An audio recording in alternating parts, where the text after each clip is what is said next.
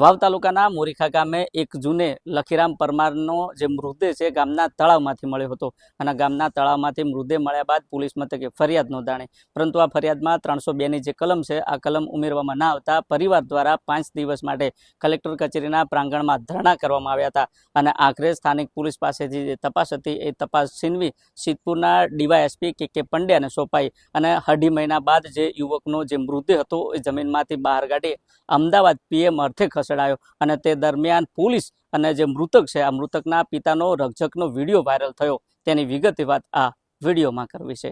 વૈષ્ણવજન તો તેને કહીએ જે પીડ પરાઈ જાનાને રે। નમસ્કાર, હું છું દિનેશ ઠાકોર। નવજીવન ન્યૂઝમાં આપનું હાર્દિક સ્વાગત છે।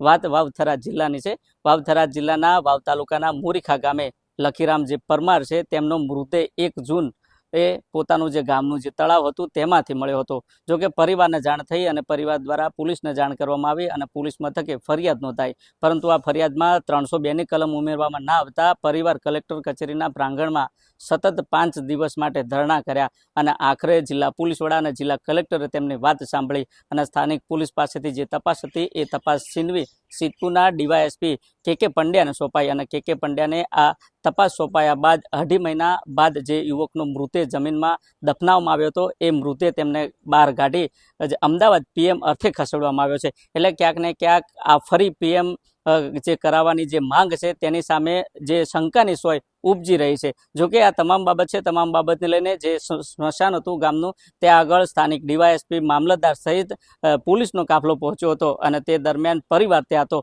અને પરિવારને ક્યાંક ને ક્યાંક દબાવવામાં આવતો હોવાના આક્ષેપ કરાયા હતા અને આ જ આક્ષેપનો એક વિડીયો વાયરલ થયો છે અને આ વિડીયોમાં મૃતકના જે પિતા છે, સમાજના આગેવાનો છે, એ શું કહી રહ્યા છે પોલીસ સમક્ષ તે પણ તમે સાંભળો।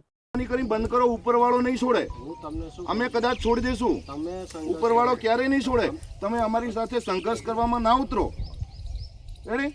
તમે જે આટલી દલીલ કરવાની આરોપીઓ સામે કરો, અમારી સામે ના કરો। આરોપીઓ 7 આરોપી છૂટા ફરે છે બીજા, જેનો રેકોર્ડિંગ તમને પોલીસને આપ્યા છે।